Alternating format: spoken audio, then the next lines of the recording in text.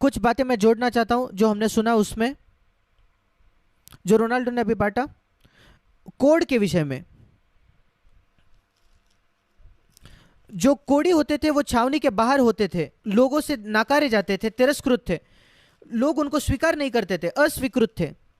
क्या आप जानते हो इब्रानियों 13 में क्या लिखा है? कि यीशु मसीह उस छावनी के बाहर जाकर उसने पीड़ा सही। हम जानते हैं कि यीशु मसीह लोगों का सेवक बना, उसने लोगों के पैर धोए।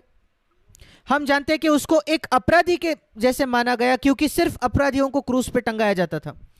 पर क्या आप जानते हो कि यीशु मसीह के साथ एक कोड़ी जैसा व्यवहार किया गया? क्या आपने ये देखा है? उसको उस छावनी के बाहर डाल दिया गया। इब्रानियों 13, 11 और 12। और आइए हम भी इब्रानियों 13, 13 हम भी ये चाहत रखें कि लोग हमें कोड़ी व्यवहार करे, इस बाकी का समाज हमें कोड़ी समझे और हमें छावनी के बाहर डाल दे। मुझे याद है सीएफसी के शुरुआती दिनों में बैंगलोर में, आज सीएफसी थोड़ा सा लोग उसको आदर देते हैं अलग अलग जगहों में, पर शुरुआती दिनों में हमको गलत शिक्षा वाले कहा जाता था। लोग हमारे खिलाफ आर्टिकल्स लिखते थे, लेख लिखते थे कि सर्प का सिर जो है वो मेरे घर में रहता है, और सारी नाम हमको लिखा गया, मुझे याद भी नहीं आते अब वो। हमें आतंकवादी कहा गया और जो कुछ आप कल्पना कर सकते हो। हम कोड़ी थे तब, पर हम धन्य थे, हम थोड़े ही थे तब। हमारे पास कोई आदर या सम्मान नहीं था, पर हमने कहा ठीक है, अगर परमेश्वर चाहता है कि लोग बाकी मसीह जगत हमें कोड़ी समझे। विधर्मी लोगों ने हमसे, अन्य जातियों ने ऐसे बर्ताव नहीं किया, पर नया जन्म पाए हुए विश्वासी दूसरे झुंडों से जो हमको गलत शिक्षा वाले कहते थे, क्योंकि हम प्रचार करते थे यीशु हमारे जैसे परखा गया, और यह प्रचार करने के लिए कि परमेश्वर आज भी अन्य भाषा का दान देता है जो पवित्र आत्मा से भरते हैं। यद्यपि हमने ये नहीं कहा कि सब लोग ये पाएंगे, और कई गलतफहमियां हुई, और पर प्रभु ने हमें कहा कि अपना मुंह बंद रखो, कभी भी अपना बचाव करने के लिए अपना मुंह मत खोलो। उनको आपको कोड़ी समझने दो। उस छावनी के बाहर उसकी निंदा अपने ऊपर उठाकर वहीं उसको क्रूस पर टंगाया गया, और वहीं हमें भी क्रूसित होने के लिए तैयार होना है। आदर का खोजी ना बने आपके, जिनका नया जन्म नहीं पाया, आपके ऐसे रिश्तेदारों से अगर आप छावनी के बाहर डाले गए हो, तो याद रखिए यीशु मसीह आपके आगे कोड़ी बनकर गया उस छावनी के बाहर। धीरज रखें, धीरज को अपना सिद्ध काम आपके अंदर करने दो। अगर आप बार बार परेशान होते हो, इरिटेट होते हो, चिड़चिड़ करते हो, अगर लोग आपको तकलीफ दे, तो धीरज अपना पूरा काम नहीं कर पाएगा, सिद्ध काम नहीं कर पाएगा। यह वैसा है अगर एक व्यक्ति ऑपरेशन उसका हो रहा है, उस ऑपरेशन थिएटर में कई बार कुछ ऑपरेशन में उनको बेहोश नहीं किया जाता, उनको पूरा बेहोश नहीं करते, सिर्फ उनके शरीर का निचला हिस्सा बेहोश करते हैं, और वो व्यक्ति होश में होता है और वो जानता है कि कुछ हो रहा है, पर वो दर्द नहीं महसूस करता। और कल्पना कीजिए कि वो उस ऑपरेशन थिएटर में कहते हैं यार कब खत्म करोगे ये सब, क्यों ये सब मेरे जीवन में कर रहे हो, 3-4 घंटे हो गए। अब वो उस ऑपरेशन को बिगाड़ देगा। सर्जन जानता है वो क्या कर रहा है, डॉक्टर जानता है वो क्या कर रहा है। अगर आप कोई ऑपरेशन थिएटर में होते और ये सब हो रहा है, तो आप जानते हो कि वो डॉक्टर आपके भलाई के लिए कर रहा है। और मैं सोचता हूं कि हमें यही धीरज सीखना है। परेशान मत हो, क्योंकि अगर आप परेशान होते हो तो फिर आप उस ऑपरेशन को बिगाड़ दोगे। प्रभु एक बेहतर बड़ा काम कर रहा है, वो डॉक्टर से भी ज्यादा बड़ा, कि हमको यीशु मसीह के स्वरूप में वो बदले। और सिर्फ हम विश्वास ना रखें, वो व्यक्ति जो ऑपरेशन थिएटर में है उसके पास सिर्फ उस डॉक्टर में भरोसा नहीं है, विश्वास नहीं है, उसके पास धीरज भी होना चाहिए। इस ऑपरेशन को शायद 9 घंटे लगे, ठीक है, शांति से वहां पड़े रहो, मुंह मत खोलो, यहां वहां मत हिलो। आप ऑपरेशन थिएटर में शांत पड़ते, फिर अगर आपको 1.5 मिनट के लिए धीरज रखना पड़ा तब क्या, या सोचिए 4 मिनट तक या 4.5 मिनट तक, क्या आप धीरज रख सकते हो उस ऑपरेशन थिएटर में 4.5 मिनट के लिए? 3 साल धीरज को अपना सिद्ध काम, पूरा काम करने दो। मेरा विश्वास है जितना अधिक हम परेशान होते हैं उतना उस ऑपरेशन को समय लगता है, विलंब लगता है, देर हो जाती है। पर अगर हम विश्राम रख सकते हैं उस व्यक्ति के जैसे जो उस ऑपरेशन थिएटर पे है, मुझे मेरे डॉक्टर पर भरोसा है, वो एक काम कर रहा है। मैं अंत में, इस ऑपरेशन के अंत में ज्यादा स्वस्थ बाहर आऊंगा, मैं यीशु मसीह के जैसा बनूंगा। इस 1.5 मिनट के अंत में, महामारी के 1.5 मिनट के अंत में बेसब्र ना हो अगर 3 मिनट तक ये महामारी चले। सोच के देखिए, ये महामारी को 6 मिनट लग जाते हैं। कई लोग ये कह भी रहे हैं इस महामारी शायद 6 मिनट तक चलेगी, 1.5 मिनट नहीं।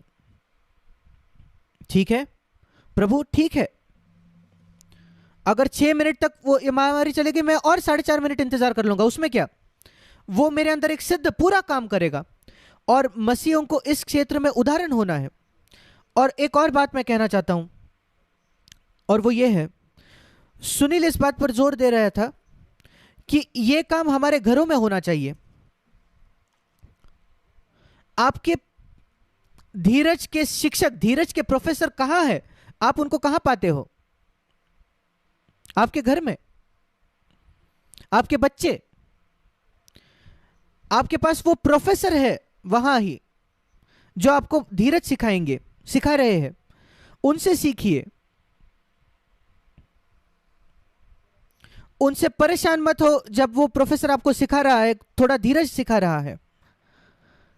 उस धीरज को अपना सिद्ध काम, पूरा काम करने दो।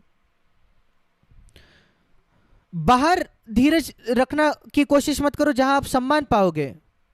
अरे ये भाई कितना धीरज है जहां वो काम करता है, वो कितना अच्छा काम करने वाला है। या कलीसिया में आप दूसरे लोगों के साथ धीरज रखते हो और वो आपकी सराहना करते हैं। आपके बच्चे आपकी सराहना नहीं करेंगे जब वो आपको धीरज सिखाएंगे, पर आप कुछ प्राप्त करोगे। ये धन्य है अगर हमारे बच्चे हो तो। और वो असिद्ध है, और वो असिद्ध बच्चे आपको, अपने माता पिता को धीरज सिखा सकते हैं।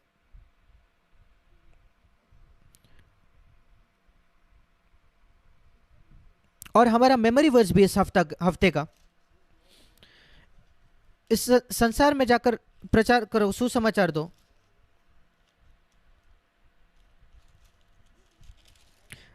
मत्ती 28 में जाकर सर जातियों के लोगों को चेला बनाओ और उन्हें सब बातें जो मैंने तुम्हें आज्ञा दी है मानना सिखाओ।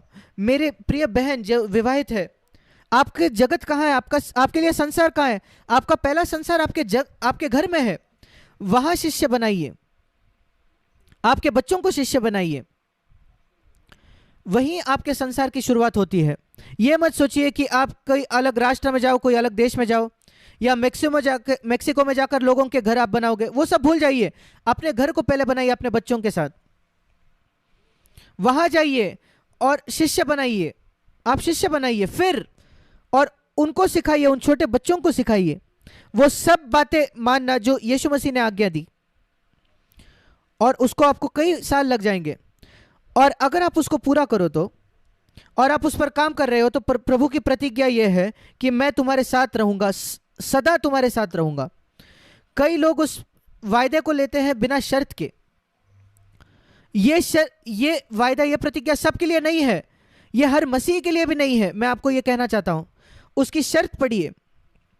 अगर आप जाकर चेले बनाओगे, अगर ये आपका जीवन में उद्देश्य है, मैं तुम्हारे संग रहूंगा सदा के लिए, अंत तक, जगत के अंत तक। पर अगर आप एक आलसी मसीह हो जो सिर्फ अपने आप के लिए सोचता है, तो दूसरा कोई वायदा लीजिए। यह वायदा आपके लिए नहीं है। दूसरा वायदा ले लो जो कहता है कि अगर हम अंगीकार करें पापों का तो वो विश्वास योग्य है पाप क्षमा करने के लिए। पर मैं तुम्हारे सदा संग हूं, यह तुम्हारे लिए नहीं है। यह उनके लिए है जिनके मन में एक तीव्र इच्छा है शिष्य बनाने की। सबसे पहले तो अपने ही घर में आपके पत्नी को शिष्य बनाओ, आपके पति को शिष्य बनाओ, अपने बच्चों को शिष्य बनाओ, और उदाहरण से उनकी अगुवाई करो। उनको कहिए कि मेरे पीछे आओ। आपके पति पत्नी आत्मिक नहीं है तो उनको कहो मेरे पीछे आओ। अपने जीवन से उनके लिए एक उदाहरण बनो। उनको यह सिखाओ कि वो सब कुछ करे अपने जीवन से, जो कुछ यीशु ने आज्ञा दी उनको वो देखने दो। उनको आपके बातचीत में अनुग्रह देखने दो, नम्रता आपके जीवन में देखने दो कि आप अपमान कैसे सह लेते हो, या उस धीरज को जो जब चीजें बिगड़ जाती है अपने घर में आप कैसे उनको सह लेते हो। शिष्य बनाइए। और प्रभु कहता है मैं तुम्हारे संग रहूंगा हर पल दिन के। मैं बहुत ज्यादा प्रोत्साहित हुआ हूं इस वचन से, और मैं आपको कहना चाहता हूं कि मैंने इसका अनुभव किया है।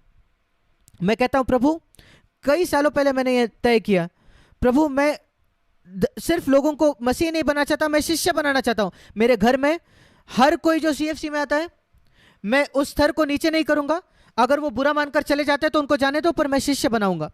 और मैं ये गवाही देना चाहता हूं कि प्रभु मेरे साथ रहा है इन सारे वर्षों में, और मेरा विश्वास है ये आप सबके लिए भी सच होगा मेरे भाइयों बहनों। यही मेरी प्रार्थना है और मैं प्रार्थना करता हूं कि प्रभु आपको आशीष दे। आमीन।